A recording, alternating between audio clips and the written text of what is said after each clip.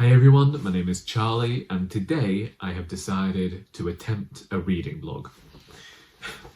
And I say attempt for a very good reason.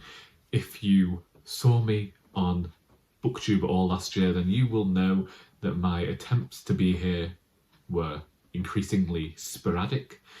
And although I tried to start reading vlogs here and there throughout the year because they are something that I like to create, I would often start them and either completely lose any want to edit them or stop after 2 or 3 days and think, well, there's no point continuing now. However, we're going with that whole new year being a refresher and being like the reset button. That's it. It's a reset. It's not a reset at all. It's going to be the same subpar content that you have endured for nearly 9 years now. Either way, it is pouring down with rain outside.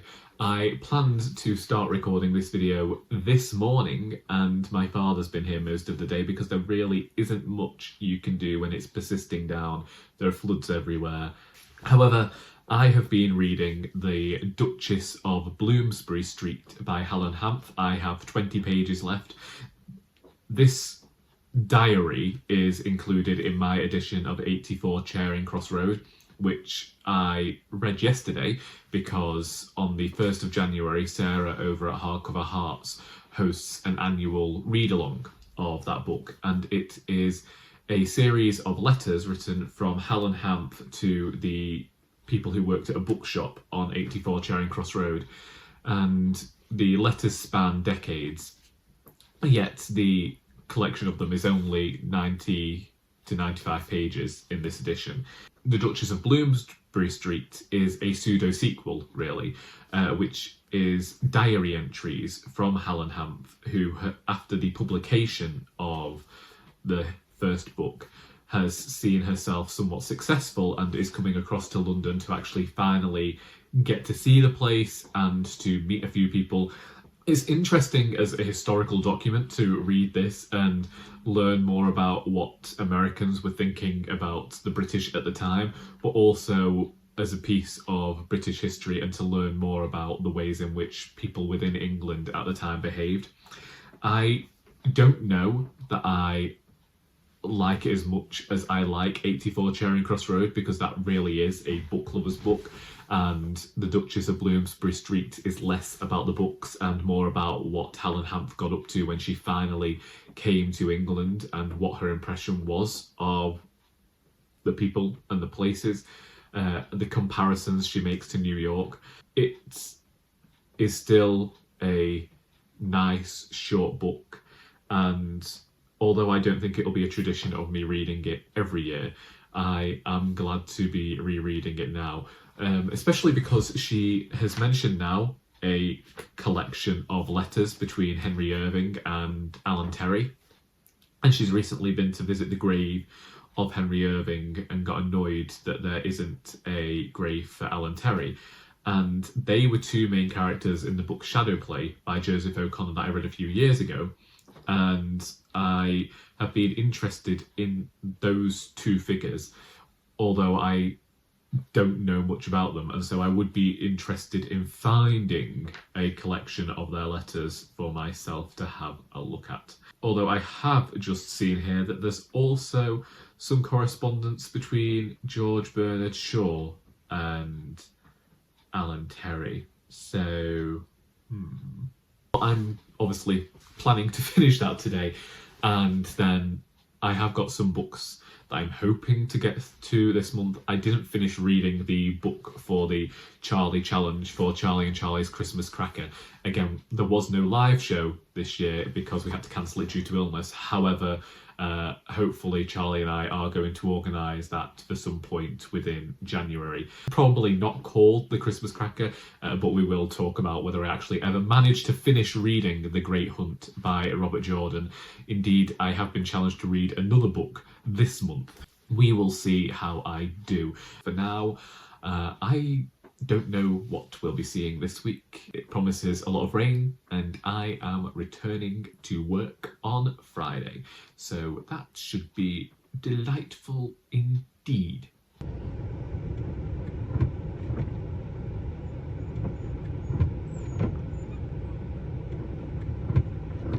It's now Wednesday, and I have just returned from helping my dad take his border collie pups to the vets for the first time. They were having their first vaccinations, examinations, all that, and I would have got you some footage, but it was very difficult with 7 rather rowdy puppies. Not so rowdy once we'd got them in the Land Rover, because that seemed to stress them out just a little bit, first night away from the mother as well. But that's how I spent my morning. So I'm now on my second pint of tea of the day. And I'm grateful for it. As expected, I finished reading The Duchess of Bloomsbury Street by Helen Hanff yesterday, and my thoughts are much the same as they were. I enjoy it. One thing that I think about with diary entries, and reading them in particular, is the way that there isn't really any sort of narrative thread throughout them. I end up reading it as I'd always read it, expecting there to be some sort of climax and denouement, and there's none of that. It just simply ends when Hanff gets back on the plane and returns to America. And I felt this way when I've read other diary entries, collections of diary entries in the past. The reason that I think 84 Charing Cross Road works well, despite it being in the letter form, is because we have a bit of a climactic moment with something happening, and then there is an epilogue where we get a final letter that rounds everything off.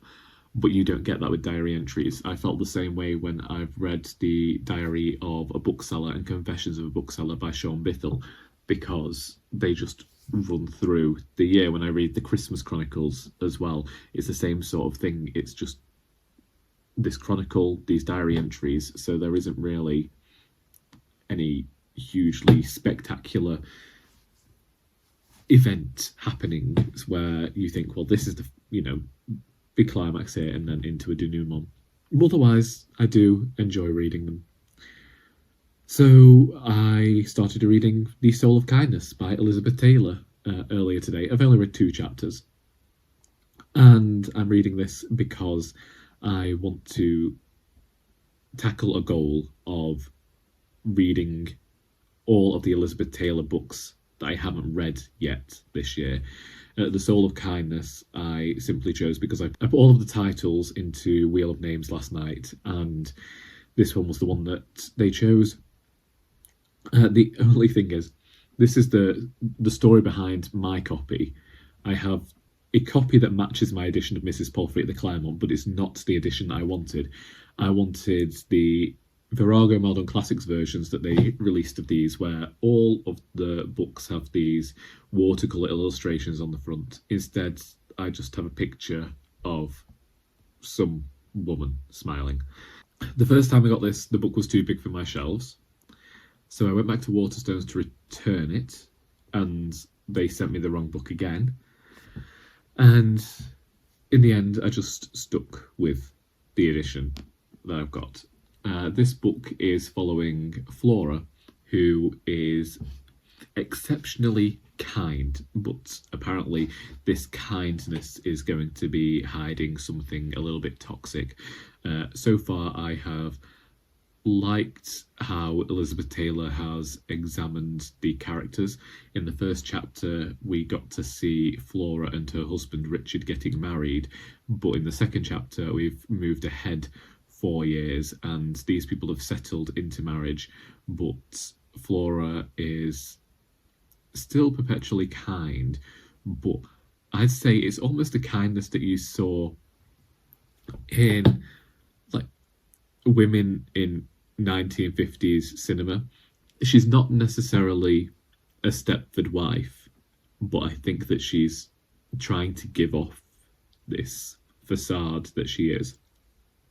Of course, I'm only 2 chapters in, so I can't comment too much, but she has dropped a few people that were helping her a lot in the first chapter, so there's already tension there. And whilst I was waiting with my father today, I continued to read The Christmas Appeal by Janice Hallett. I started reading this last month and just didn't get around to finishing it, and just decided that I don't mind finishing a Christmas book in January.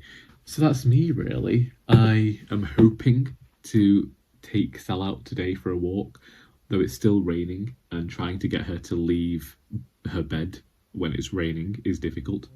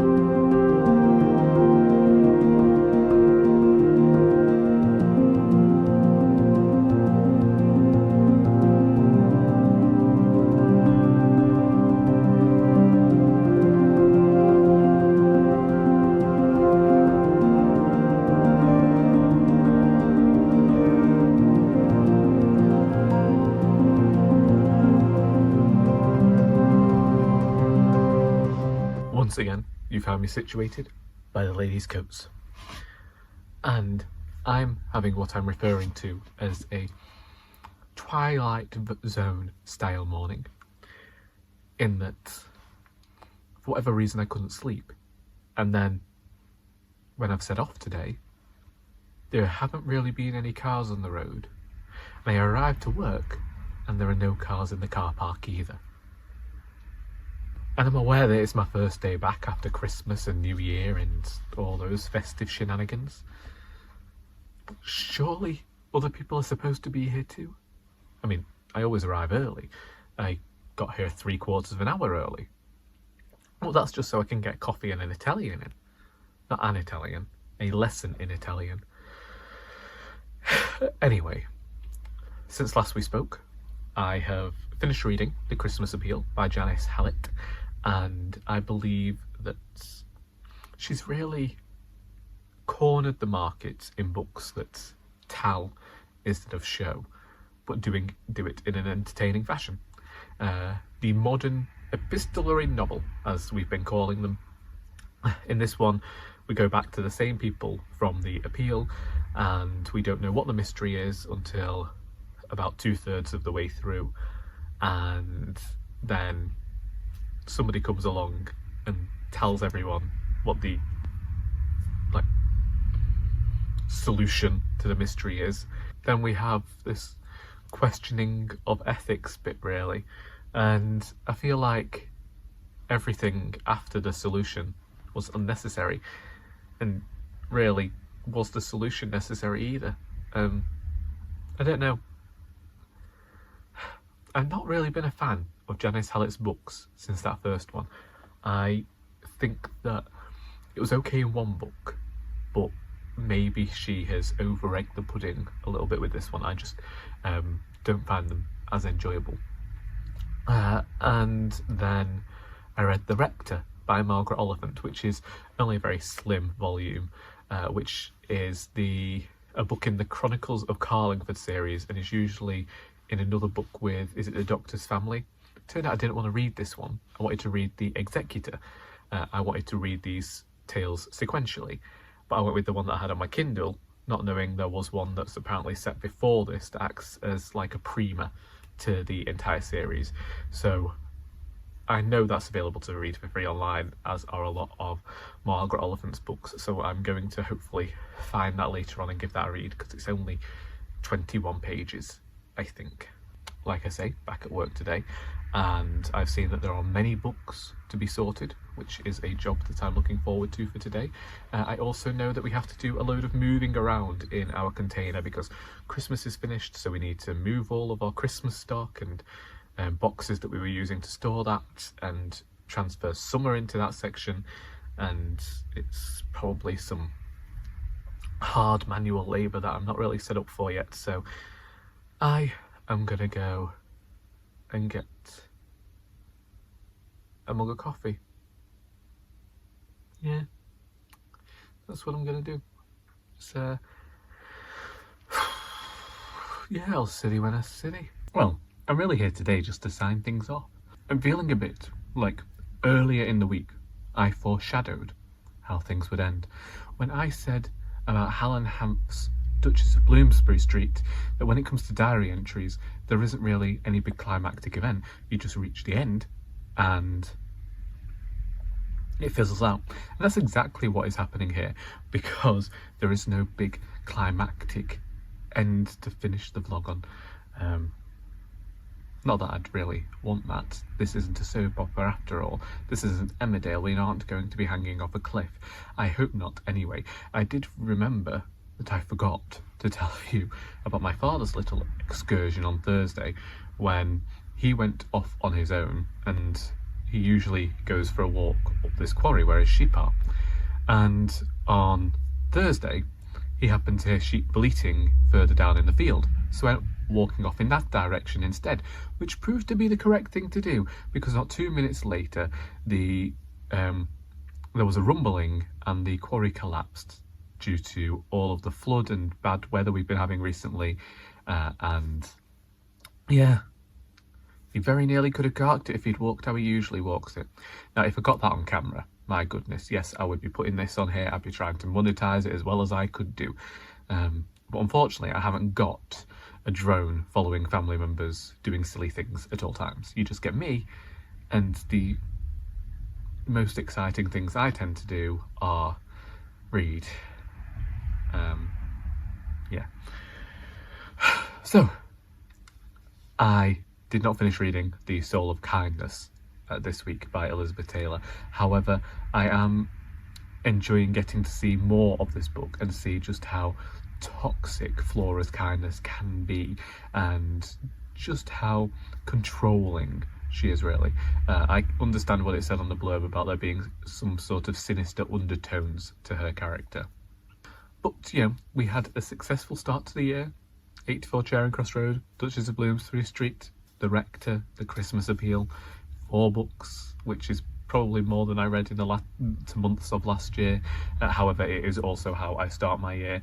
As Charlie and I mentioned in one of our Christmas Cracker videos, I do tend to read a lot of short books in January to give myself the boost for the year.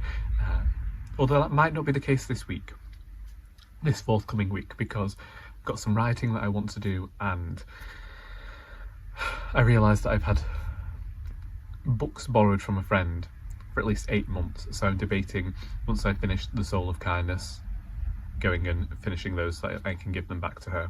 But we will see. Anyway, I'm going to call that into proceedings here, so I hope that you have enjoyed this video. If you've read any of the books mentioned, then please feel free to discuss them.